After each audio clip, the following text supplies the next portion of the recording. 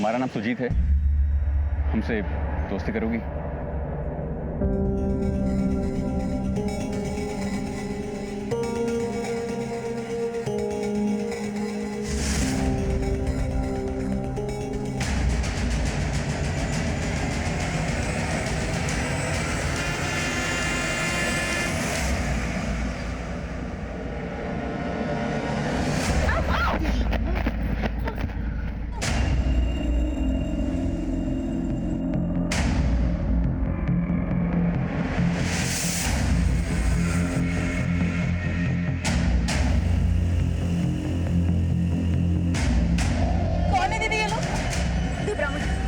हम देखते हैं।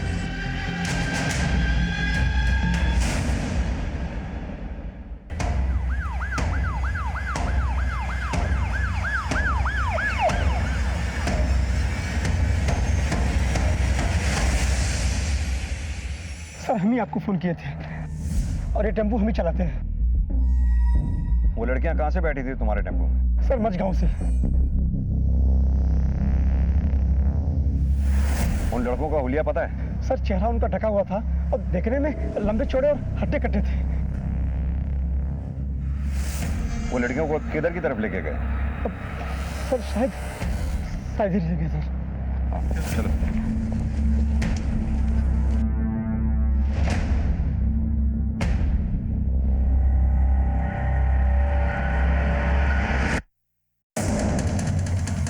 तुम कह रहे थे तुम्हारे टेम्पो में 4 लड़कियां चढ़ी हैं। यहाँ तो 3 की ही बॉडीज दिख रही हैं। सर मेरे टेम्पो में 4 ही लड़कियां चढ़ी थी, मैंने देखा था।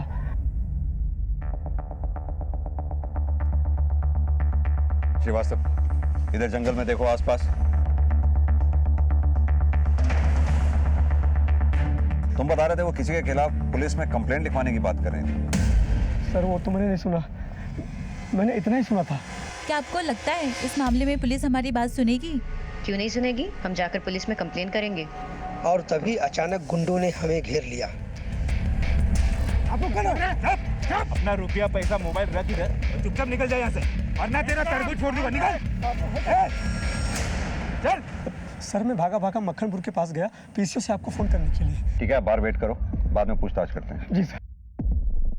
सर ये लड़कियां शक्ति टू वुमेन के एनजीओ में काम करती थी। एनजीओ में इन्फॉर्म कर दो, इसके डायरेक्टर को थाने बुलाओ।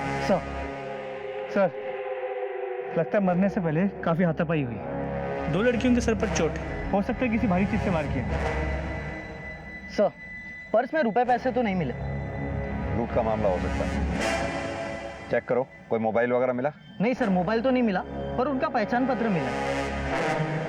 सर आसपास पूरा जंगल छान मारा लेकिन कोई लड़की नहीं मिली। हो सकता है गुंडे उसे उठा के ले गए हों।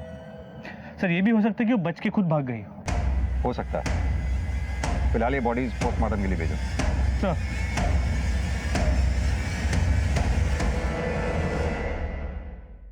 ये ड्राइवर पे नजर रखो, इसके कॉल रिकॉर्ड चेक करो। सर अगर ये गुंडों के साथ होता तो हमारे सामने आता ही क्यों? इसके गाड़ी के कागजात जो हमारे पास थे, हम इस तक पहुंच ही जाते, इसलिए ये खुद हमारे पास आ गया ताकि किसी को इस पे शक ना हो। अनुज, ये बॉडीज जिस कंडीशन में हमें मिली हैं, इन्हें देखकर ऐसा लगता है कि इनके साथ दुष्कर्म हुआ होगा। जो भी हो, पोस्टमार्टम की रिपोर्ट आने के बाद तो पता चली जाएगा। सर क्या ये हो सकता है कि किसी ने एनजीओ से अपना बदला इन औरतों से निकाला हो? बिल्कुल हो सकता है, लेकिन सवाल ये होता है कि ये लड़कियां किस काम से मझगांव में आई थी। ये एनजीओ से सारी लड़कियों की डिटेल्स ले लो, लड़कियों के घर वालों को भी इन्फॉर्म कर दो। और चौथी लड़की जो मिसिंग है, उसके घर जाके भी देखो वो घर पहुंची या नहीं। अगर नहीं पहुंची तो सुबह इस एरिया में आके फिर दोबारा से छानबीन करनी होगी। हो सकता है वो डर के हमारे जंगल में छुपी हो। जी सर।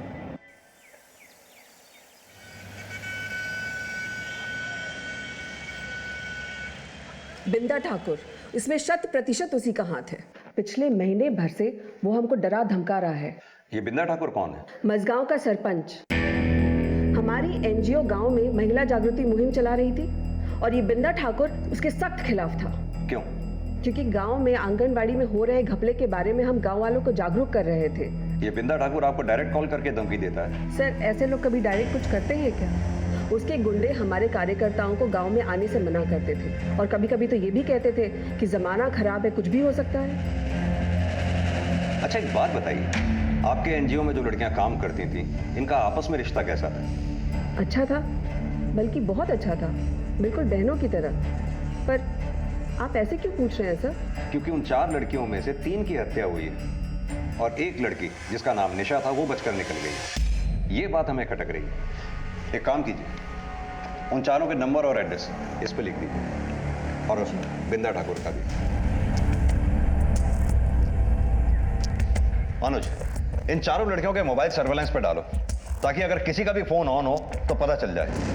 चौथी लड़की कहाँ थी? क्या उसकी भी हत्या हो गई थी, या वो मौका वारदात से जान बचाकर भाग निकली थी, या इस वारदात को अंजाम देने में उसका कोई लेना देना था? मुश्किलों के पहाड़ सामने खड़े थे और पुलिस की राह उन्हीं रास्तों से गुजरने वाली थी।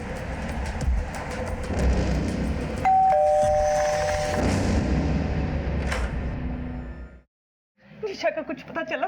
कहाँ है हमारी बिटिया? हम भी उसी की तलाश में हैं। जल्दी ढूंढिए उसे, अगले महीने उसकी शादी है। शादी किससे? राजू से, दोनों बचपन के दोस्त हैं। हमारी बिटिया ने सोचा शादी से पहले कुछ सामाजिक कार्य कर ले, तो उसने सुधा जी का NGO ज्वाइन कर लिया। राजू ऊंची जाति का है, इसलिए उसके घर वाले इस रिश्ते के लिए तैयार नहीं थे। बड़ी मुश्किल से तैयार हुए हैं, बस 4 ही दिन हुए हैं उसकी सगाई के। अगर राजू के घर वालों को पता चलेगा कि हमारी बिटिया रात भर घर नहीं आई तो पता नहीं क्या क्या लांछन लगाएंगे उस पर। ठीक है।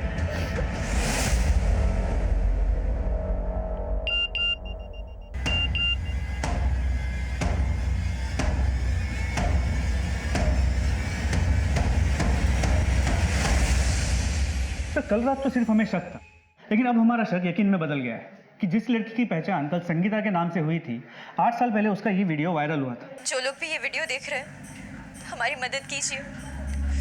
हमारे घर वाले हमारी जान के दुश्मन बने बैठे हैं। तब हम परमानंदपुर पुलिस स्टेशन में पोस्टेड थे और ये केस वही का था, इसीलिए कल रात हमने वहाँ से ये वीडियो मंगवा लिया। वो हमें मार डालना चाहते हैं। हम अभी दिल्ली से पटना जाने वाली ट्रेन में हैं और हमारा ट्रेन नंबर है। उस वक्त पुलिस ने इसे बचा लिया था और 8 साल बाद इस बेचारी की हत्या हो गई। उसके बाद क्या हुआ? फिर उसके बाद इसके बॉयफ्रेंड की रोड एक्सीडेंट में मौत हो गई और शायद इसके घर वालों ने इसकी शादी कहीं और करवा दी। इस संगीता के माँ बाप और उसके पति को इन्फॉर्म कर दो और निशा की तलाश भी तेज कर दो। सर,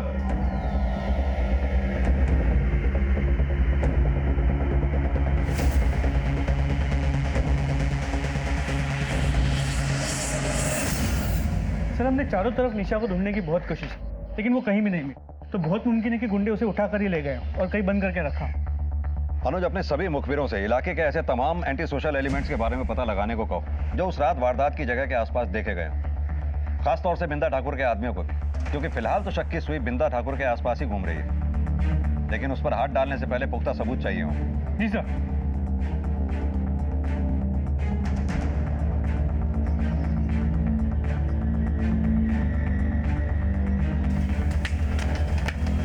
मामले की कशीदगी को देखते हुए पुलिस ने अपनी तफ्तीश के आधार पर संदिग्धों को दबोचना शुरू किया। सर, आपका शक सही था। पोस्टमार्टम रिपोर्ट के मुताबिक उन लड़कियों के साथ सामूहिक बलात्कार भी हुआ था और जिन 2 लड़कों को हमने शक की बुनियाद पर पकड़ा है उनका ताल्लुक बिंदा ठाकुर से। महिलाओं के अधिकारों के लिए लड़ने वाली शक्ति टू वुमेन NGO की 4 महिला कार्यकर्ताओं के साथ मझगांव में घिनौना अपराध मारने से पहले किया गया था सामूहिक बलात्कार। 4 में से 3 मृत घोषित, जिसमें से 1 की तलाश अभी भी जारी है।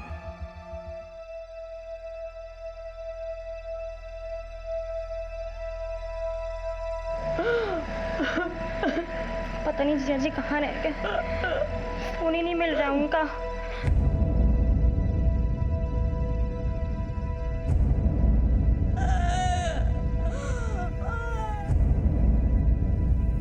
अभी तुम्हारी संगीता की जिंदगी में सब कुछ संभला था और ये क्या हो गया भगवान।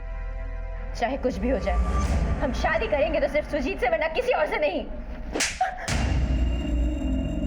वो लड़का हमारी बिरादरी का नहीं है और ऐसे आवारा लड़के से मैं तुम्हारी शादी नहीं होने दूंगा।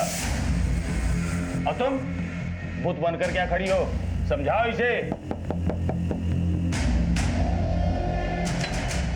सुरेंद्र शुक्ला। जी हाँ। सुजीत नाम के एक लड़के की ट्रक से कुचल के मौत हो गई। संगीता! रुको उसे।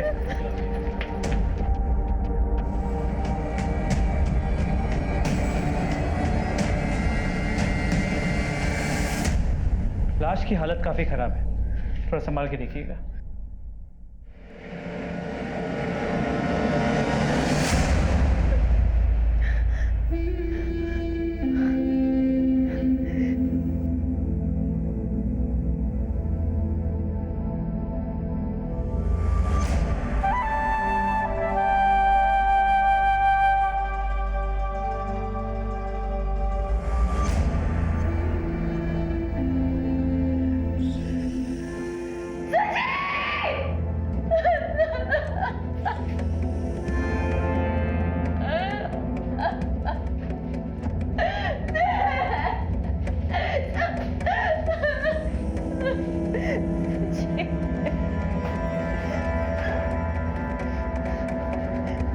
तसल्ली हो गई ना आप लोगों को?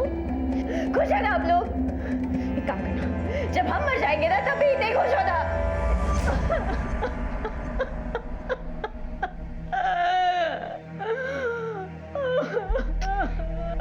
पापा, हम खुद ही देख के आते हैं जीजा जी को।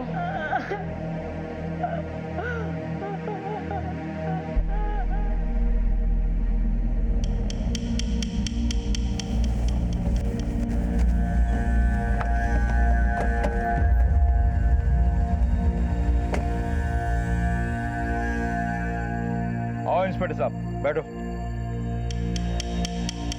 निंदा ठाकुर, शक्ति 2 वुमेन नाम के एनजीओ के कार्यकर्ताओं के ऊपर जानलेवा हमला हुआ है। बलात्कार भी हुआ था, समाचार में देखा है। बहुत दुख हो। वो चारों कार्यकर्ता परसों गांव में ही आई थी आपके। सुना है आप उन्हें धमकियां भी दिया करते थे। कैसी बातें कर रहे हैं इंस्पेक्टर? अबला नारी को मैं नहीं धमकाता। हाँ, कोई मर्द होता तो बात अलग है। वैसे आप लोग सबूत या गवाह लाए हो या ऐसे ही हवा में पतंग उड़ा रहे हो? गवाह और सबूत भी हम निकाल लेंगे। ये बताइए कि उस दिन गांव में हुआ क्या था? होना क्या था, ज्ञान देने आई थी तो मैंने ही थोड़ा सा ज्ञान दे दिया उन्हें। हमारी योजनाओं से आपको हर वो सहायता मिलेगी जो बिंदा ठाकुर आपको नहीं देते हैं। सरकार ने ऐसी एक नहीं, ढेरों योजनाएं बनाई है बच्चों और महिलाओं के लिए। अगर आंगनवाड़ी में आपको इनमें से कोई भी सुविधा नहीं मिलती है तो आपको उसकी शिकायत करनी चाहिए, जैसे ये। क्या हो रहा है यहाँ? क्या है ये सब? तुम लोग इनकी बातें क्यों सुनते हो? मैं गांव का सरपंच हूँ। अगर तुम लोगों को कोई परेशानी है, कोई शिकायत है, तो हम आपस में बात कर सकते हैं ना? बातें तो आप बहुत कर चुके हैं सरपंच जी, लेकिन अब हम काम करके दिखाएंगे, बातें नहीं। देवी जी, आपको जो करना है करो, लेकिन हमारे गांव की शांति भंग मत करो। चलो अपना अपना काम करो। चलो चलो। अरे आप रुकिए, आप लोग इनकी बात मत सुनिए। रुकिए आप लोग, अरे रुक जाइए।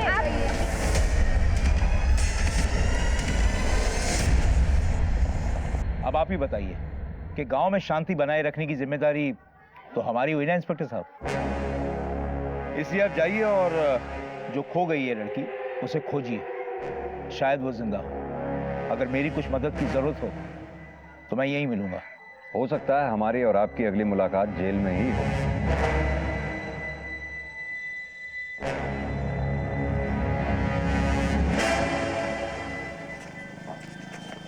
इस पे नजर रखो।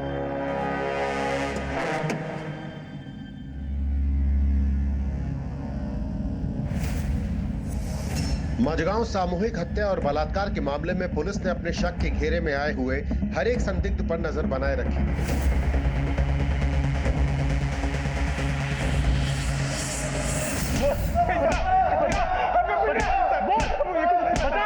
हमको कुछ नहीं पता साहब, हमको कुछ नहीं पता सर। मेरा इसमें कोई हाथ नहीं है साहब। सर, बिंदा ठाकुर के गुंडे तो मुंह ही नहीं खोले। वहाँ टेम्पो ड्राइवर की कॉल रिकॉर्ड या निगरानी से भी कुछ हाथ नहीं लगा। सर, हमने चारों लड़कियों की कॉल रिकॉर्ड चेक की। राधा और शामली की कॉल रिकॉर्ड में ऐसा कुछ खास नहीं मिला। निशा के कॉल रिकॉर्ड चेक करो, पता करो क्या उसकी बिंदा ठाकुर से बात हुई थी। निशा की कॉल रिकॉर्ड में बिंदा ठाकुर का नंबर नहीं है, लेकिन निशा की आखिरी बार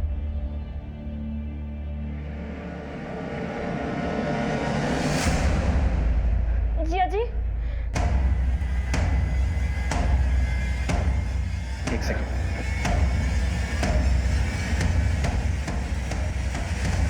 सरिता, क्या बात है? जिया जी, दीदी। क्या क्या हुआ संगीता को?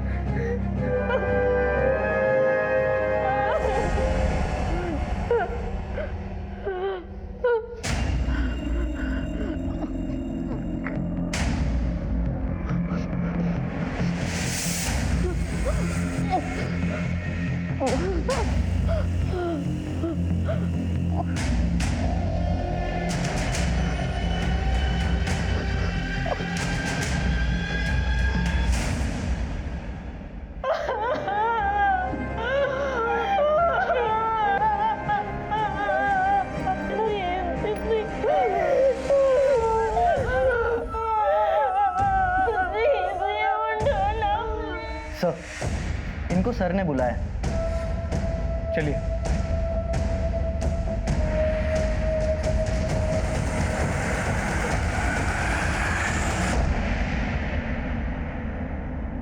कैसे पति हैं आप? हमने संगीता के कॉल डिटेल्स चेक किए। पता चला पिछले 15-20 दिन से आपने एक बार भी संगीता से बात नहीं की फोन पे। आखिरी बार कब बात हुई थी आपकी संगीता से? 20 दिन पहले। क्यों? क्योंकि पिछले 20 दिन से वो घर नहीं आई थी। तो फिर कहाँ रह रही थी? सर, वो अक्सर एनजीओ के काम से बाहर जाया करती। हमारी एनजीओ के डायरेक्टर से बात हुई थी। उन्होंने बताया कि एनजीओ की लड़कियां 3 दिन पहले मिर्जापुर गांव गई थी। उससे पहले संगीता कहाँ रह रही थी? सर, मुझे नहीं पता।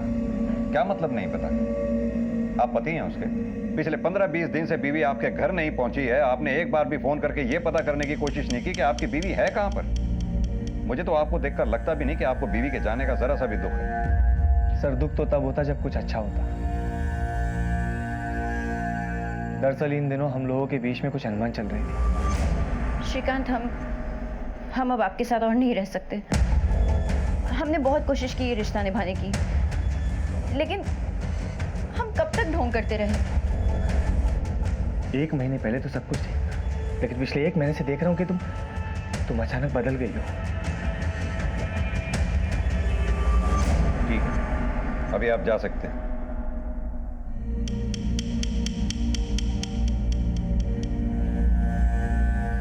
सर, इस पर नजर बना रखिए। अनुज, एक बात समझ में नहीं आई। संगीता अपने पति के साथ रहना नहीं चाहती थी। उसका बॉयफ्रेंड सुजीत पहले मर चुका है। तो फिर वो रहना किसके साथ चाहती थी? या फिर इन दिनों उसकी जिंदगी में कोई और आ गया था? या फिर 8 साल बाद अब उसकी जिंदगी में ऐसा क्या हो गया होगा? निशा के बारे में कोई खबर? सर, अब तक कोई इंफॉर्मेशन नहीं मिली। उसके मंगेतर राजू को थाने बुला लिया है। मुझे नहीं पता सर, निशा कहाँ है। निशा तुम्हारी मंगेतर है और अभी तक तुमने थाने आकर निशा के बारे में पता करने की कोशिश भी नहीं की। क्यों? वो मुझे निशा की माँ से पता चला कि आप लोग उसे ढूंढ रहे हो, इसलिए मैंने पुलिस तो अपना काम कर ही रही है। ये बताओ कि वारदात से ठीक पहले तुम्हारी निशा से बात क्या हुई? सर, मैं उसके लिए बहुत परेशान था। ठीक है, तुम वहीं रुको, मैं तुम्हें लेने आता हूँ। बस थोड़ी देर में ही पहुंच जाएंगे। देखिए, निशा हमें वारदात की जगह नहीं मिली। ना ही वो अपने घर पहुंची और ना ही उसने तुमसे कांटेक्ट करने की कोई कोशिश की। आखिर क्या वजह हो सकती है? मैं क्या बताऊं सर, मुझे खुद नहीं मालूम। ठीक है, अभी तो तुम जा सकते हो। हमसे पूछे बगैर ये शहर छोड़कर जाना नहीं। जी सर।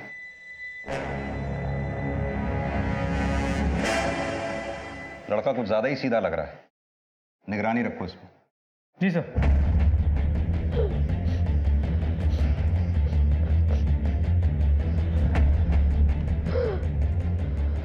वो भी तेरे राजू की तरह ही मुझसे बहुत प्यार करता था।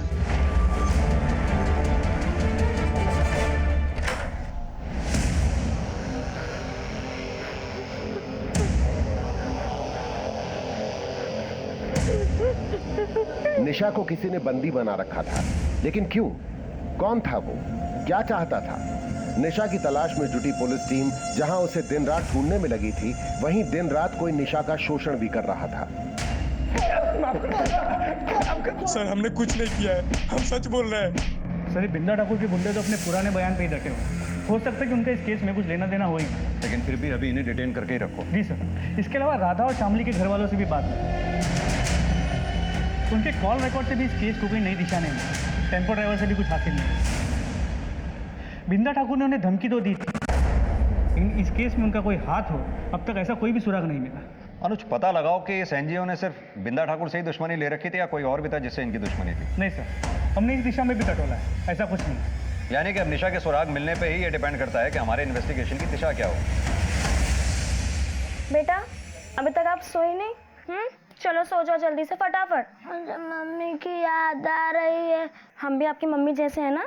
चलो अभी आप सो जाओ, फिर कल हम मम्मा के पास चलेंगे, ठीक है? चलो गुड बॉय, सो जाओ आराम से। हाँ, गुड नाइट, बाय।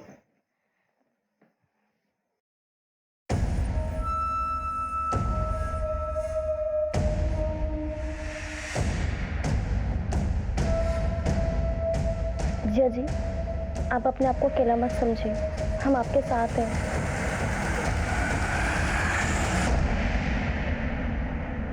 तो संगीता के कॉल रिकॉर्ड्स में ये कई ऐसे नंबर हैं जो सिर्फ 4 से 5 दिन या 1 सप्ताह इस्तेमाल करके बंद कर दिए गए, और ये सभी नंबर्स किसी सिद्धार्थ वर्मा के फेक आईडी पे रजिस्टर्ड है। अनुज पता करो ये सिद्धार्थ वर्मा के नंबर्स बाकी 3 लड़कियों के कॉल रिकॉर्ड्स में भी हैं क्या? जी सर। और लोकेशन? सर संगीता की लोकेशन ज़्यादातर बनारस का बाग रोड इलाका रहा है, लेकिन इन फेक नंबर्स की लोकेशन हमेशा अलग अलग रही। लेकिन एक ऐसा लोकेशन है जहाँ से ये सिद्धार्थ वर्मा संगीता से करीब 8 से 10 बार बात कर चुका है। और वो लोकेशन कौन सी है? टीनापुर।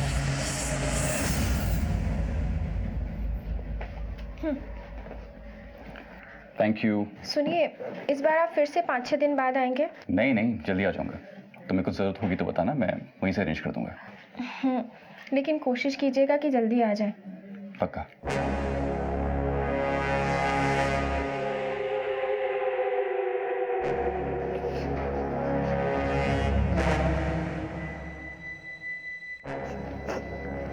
तो मत।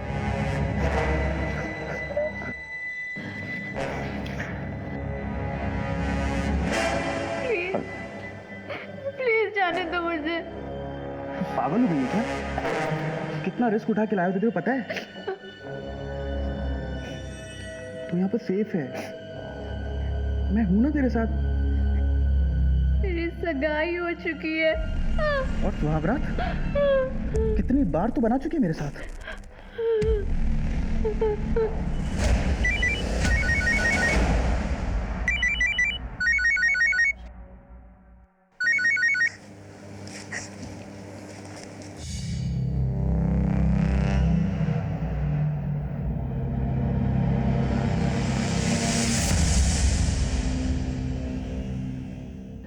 सर जिन फेक नंबर से संगीता की बात हुआ करती थी, बाकी तीनों लड़कियों के कॉल रिकॉर्ड्स में उनमें से कोई भी नंबर नहीं है। यानी तुम्हारे कहने का मतलब है उन फेक नंबर से सिर्फ संगीता की ही बातचीत हुआ करती थी? जी सर, और संगीता के मोबाइल लोकेशन के हिसाब से उसका घर यहाँ आगे संतोष नगर में।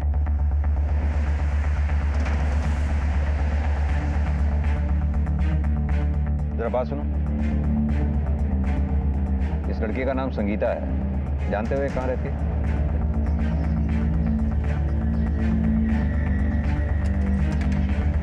ताला लगाओ, जरा पड़ोस में पता करो ये घर किसका है। सर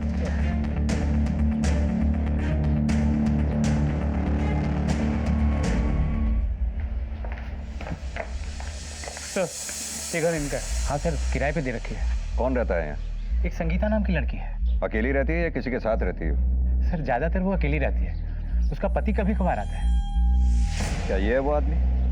पता नहीं सर, मेरी एग्रीमेंट की सारी बातें संगीता से हुई थी। एग्रीमेंट लाइए।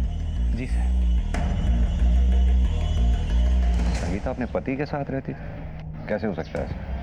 उसने मैं बताया नहीं। जी सर।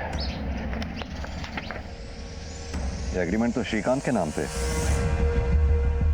वो भी 1 महीना पहले हुआ था। तो पहचानते हो इस आदमी को? उसको मेरा बेटा जानता है। आपका बेटा कहाँ पर? काम के सिलसिले में अजमेर गया था। तो जैसे ही अजमेर से वापस आए उसे थाने लेके आना है, हमें उस आदमी का स्केच बनवाना है जो यहाँ आया जाया करता है। जी सर। अभी के लिए हम ये ले जा रहे हैं। जी सर। अनुज, श्रीकांत ने हमें कहा था कि उसकी अपनी बीवी से अनबन चल रही थी, लेकिन यहाँ एग्रीमेंट श्रीकांत के नाम पे हुआ है जहाँ संगीता रहती थी। कहीं ऐसा तो नहीं है वकील श्रीकांत हमारे साथ कोई दांव पेंच खेल रहा है? रहने दीजिए, हम कर लेंगे।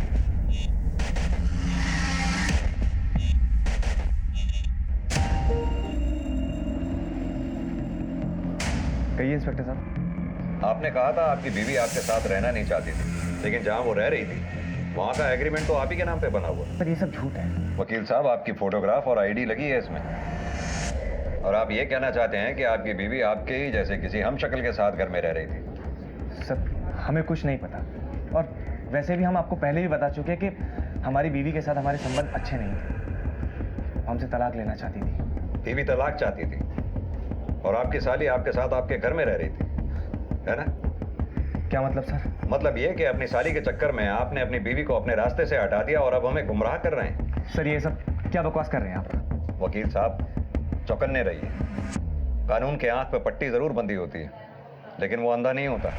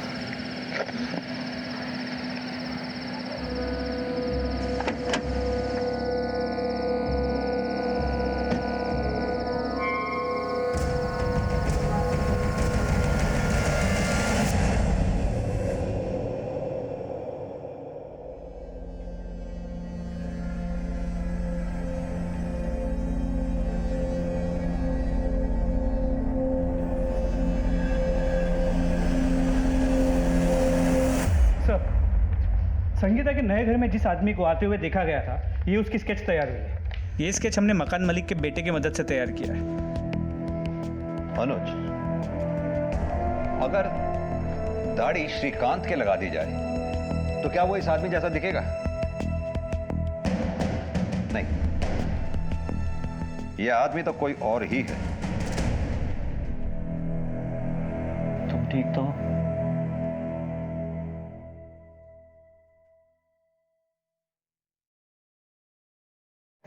क्या हुआ निशा?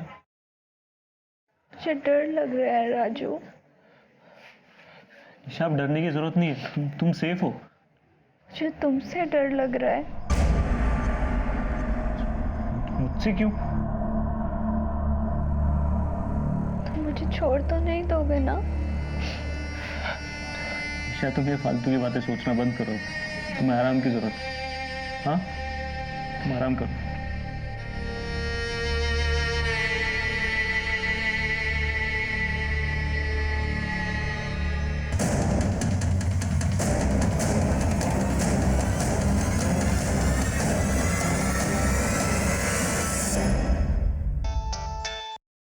हाँ यादव, बोलो।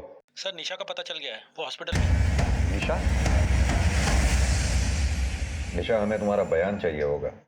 जो कुछ भी तुम्हारे साथ हुआ हमें शुरू से बताओ। सर, हम लोग टेम्पो से बनारस वापस लौट रहे थे। वहां पर सिर्फ कुछ गुंडे आए और हमें चारों तरफ से घेर लिया, और टेम्पो के ड्राइवर को भी वहां से भगा दिया उन लोगों ने। लड़की को लेकर अंदर चलो। दीदी, चल। दीदी, हम लोग तुम लोगों को चाहते हैं। बांध दो इन सबके हाथ में। नहीं, प्लीज छोड़ो, हमें जाने दो हमें। तुमने उनके चेहरे देखे थे? सर, उन सबके चेहरे ढके हुए थे, और सर जब उनमें से एक राधा के साथ जबरदस्ती कर रहा था तो राधा ने उसका नकाब खींच लिया, और सर फिर उसने राधा को मार दिया। किसको मार क्यों दिया? किसने मेरा चेहरा देख लिया था भाई? सबको मारना, किसी को मत छोड़ना। तो फिर उन्होंने तुम्हें कैसे छोड़ दिया?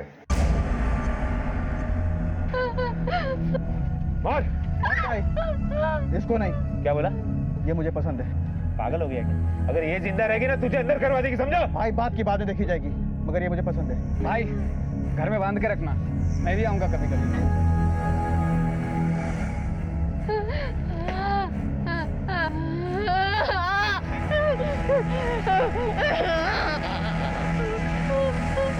चले। उसने तुम्हें कहाँ छुपा रखा था? छितौना की कोठरी में छिपाया था। एक बात बताओ, वो गुंडे किसी का नाम ले रहे थे? जैसे बिंदा ठाकुर, श्रीकांत, सिद्धार्थ? नहीं सर। अच्छा, जिसने तुम्हें कोठरी में बांध के रखा था उसका स्केच बनवा सकती हो? हाँ सर। और सर मैंने उसे भी देखा था जिसने राधा को। ये तो बहुत अच्छी बात है कि तुम दोनों का स्केच बनवा सकती हो और उसी स्केच के जरिए असली कल्प्रिट तक पहुंच पाएंगे। अनुज, पूरे हादसे से तो यही लगता है वो जो कोई भी थे, संगीता ही टारगेट थी उनके लिए। वो संगीता की जिंदगी को नुकसान पहुंचाना चाहते थे। बाकी लड़कियां इसलिए मारी गईं क्योंकि उन्होंने उनमें से किसी एक गुंडे का चेहरा देख लिया था। ऐसा कौन हो सकता है जो संगीता की जिंदगी लेना चाहता? कुल मिलाकर ये पूरा हादसा संगीता की जिंदगी से जुड़ा हुआ है। निशा, क्या कभी संगीता ने अपनी जिंदगी के बारे में तुमसे कुछ कहा था? नहीं सर, पर सर दीदी 1 महीने से बहुत खुश थी। कह रही थी कि उन्हें उनका प्यार मिल गया है। प्यार? संगीता ने किसी का नाम बताया? निशा के पुलिस को दिए बयान के बाद इतना साफ हो गया था कि अपराधियों का मकसद संगीता को ही टारगेट करना था और उसी के आधार पर पुलिस ने अपनी सूझबूझ से इस केस के सिरे को पकड़ लिया। उनकी मुहिम इतनी खुफिया थी कि खुद उनके मातहत काम करने वालों को भी इसकी कोई भनक नहीं थी, लेकिन अब उनकी मेहनत का फल मिलने का वक्त आ गया था।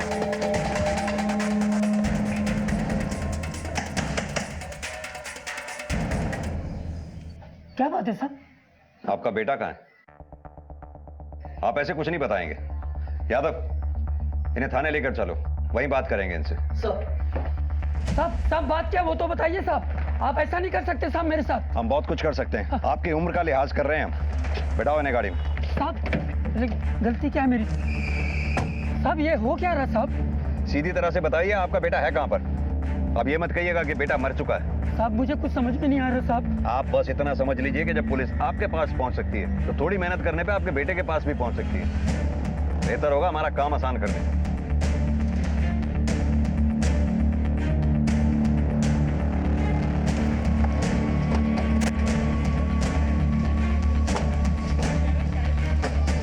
कौन सा है घर?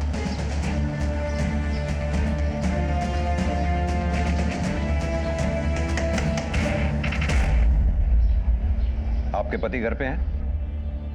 हाँ।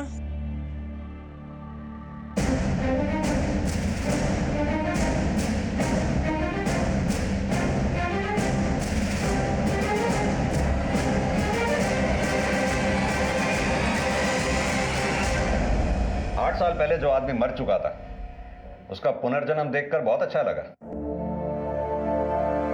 सिद्धार्थ वर्मा और सुजीत।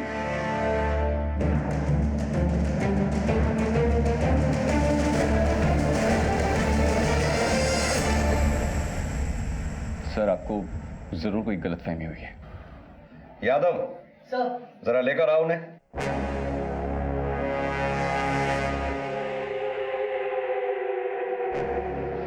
पापा। अनुज, आप समझे निशा ने क्या कहा था? दीदी ने बस इतना कहा कि उन्हें उनका पहला प्यार मिल गया है। यह है संगीता का पहला प्यार।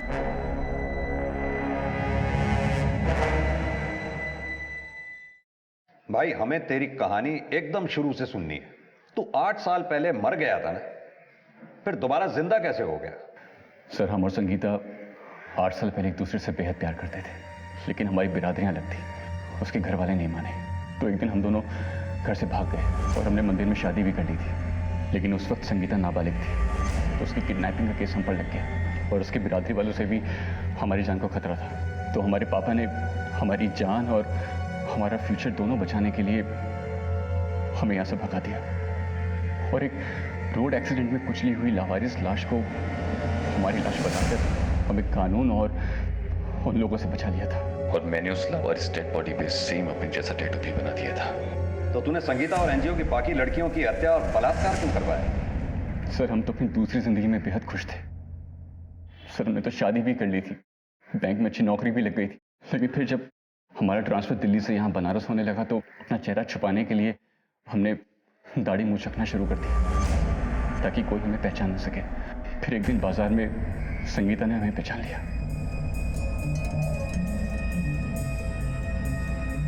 सुजीत! तुम्हें पूरा यकीन था कि तुम नहीं बच सकते। हमें पता था कि तुम... थोड़ा धीरे बोलो प्लीज। हम सब हमें जानते हैं, लेकिन वो चुप ही नहीं हो रही थी, तो उसे लेकर मैं अपने दोस्त के यहाँ चला। तुम्हारी मौत की खबर के बाद हम जिंदगी से हार गए थे। मेरे माँ बाप ने जहाँ मेरी शादी करवाई, मैंने उसी को अपनी किस्मत मान ली। लेकिन अब ऐसा नहीं होगा। अब हम तुम्हारे साथ ही रहेंगे, उस घर में वापस नहीं जाएंगे। और वैसे भी हमारी शादी तो आज से 8 साल पहले ही हो चुकी थी ना। संगीता, वो हमारा बचपना था, लेकिन अब हालात बदल गए हैं ना। जब हम नहीं बदले, तुम नहीं बदले, तो हालात कैसे बदल गए? वो अब हमसे रोज मिलने की जिद करने लगी, और रोज रोज तो किसी दोस्त के यहाँ पर नहीं मिल सकते थे, इसलिए हमने एक कमरा किराए पे ले लिया। संगीता ने अपने पति श्रीकांत के नाम से एग्रीमेंट बनवा लिया था, लेकिन फिर वो हमसे शादी की जिद करने लगी। तो तूने उसे बताया क्यों नहीं कि तू शादीशुदा है? बताया था सर, लेकिन उसे कोई फर्क ही नहीं पड़ा। हम एक काम करते हैं, हम हमारे पति से तलाक ले लेते हैं और आप अपनी पत्नी से तलाक ले लीजिए। फिर हम दोनों साथ में कहीं दूर जाकर घर बसाएंगे। और एक दिन फाइनली वो अपने पति को छोड़कर हमारे पास आ गई। उसने हमें बताया कि वो अपने पति को तलाक के बारे में बोलकर आई है, लेकिन हम अपनी पत्नी को नहीं छोड़ना चाहते थे, इसलिए एक एक दिन करके हम उसे टालते रहे। फिर एक दिन उसने हमें बिंदा ठाकुर के बारे में बताया। बिंदा ठाकुर खुद को लोगों का बहुत बड़ा हमदर्द दिखाता है, पर जब हमने उसके काले करतूतों पर से पर्दाफाश करने की कोशिश की तो उसने अपने लोगों के जरिए हमें जान से मारने की धमकी देनी शुरू कर दी।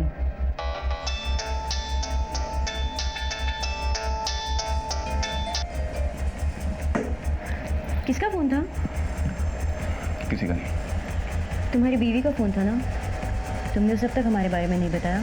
एक काम करते हैं, हम उसे बता देते हैं। संगीता प्लीज। उस दिन हम सच में बहुत डर गए। हमें लगा अगर किसी दिन अगर संगीता ने हमारी पत्नी को सब कुछ बता दिया तो हम तो बर्बाद हो जाएंगे, हमारे सारे पुराने राज खुल जाएंगे। हम 2 कश्तियों पर सवारी नहीं कर सकते थे। तब हमें बिंदा ठाकुर की धमकी याद आई। हमने सोचा कि अगर कुछ लोग संगीता पर हमला कर दें तो हमें संगीता से छुटकारा भी मिल जाएगा और वो इल्जाम बिंदा ठाकुर पे जाएगा। ये संगीता है, इसका बलात्कार करना है, पर ऐसा नहीं लगना चाहिए कि तुम सिर्फ इसी का रेप करने के लिए गए हो। हर लड़की का रेप होना चाहिए। काम हो जाएगा। हमें लगा अगर उसकी इज्जत ही लूट जाएगी तो वो शर्म से खुद ही आत्महत्या कर लेगी। हमारा उसे मरवाने का कोई इरादा नहीं था सर, लेकिन हमने जो कुछ भी किया वो सिर्फ अपने परिवार को बचाने के लिए किया सर। कितने सुंदर विचार हैं तेरे। अगर अपने परिवार को बचाने का इतना ही ख्याल होता तो दोबारा संगीता से मिलता ही नहीं, और अगर मिलता भी तो संगीता को अपनी शादी बचाने की सलाह देता। पर तू तो उसका फायदा उठाना चाहता था। दरअसल तेरी प्रेम कहानी में तूने कभी संगीता से प्यार किया ही नहीं, संगीता ने तुझसे प्यार किया। अनुज, मौत का झूठा नाटक रचने के आरोप में इसके बाप को भी गिरफ्तार करो। सड़ेंगे दोनों जेल में। सर, सुजीत के इकबालिया बयान के बाद पुलिस ने हर मुजरिम को घसीटकर सलाखों के पीछे कर दिया। संगीता से पीछा छुड़ाने के लिए उस सुजीत ने बड़ा ही गलत कदम उठाया, जिसकी कीमत संगीता को अपनी जान और आबरू देकर चुकानी पड़ी। याद रखिए, जिंदगी में कई मोड़ आते हैं, लेकिन एक बार रास्ता चुनकर आगे बढ़ने के बाद पीछे पलटने से पहले सभी पहलुओं को गौर से देख लेना चाहिए।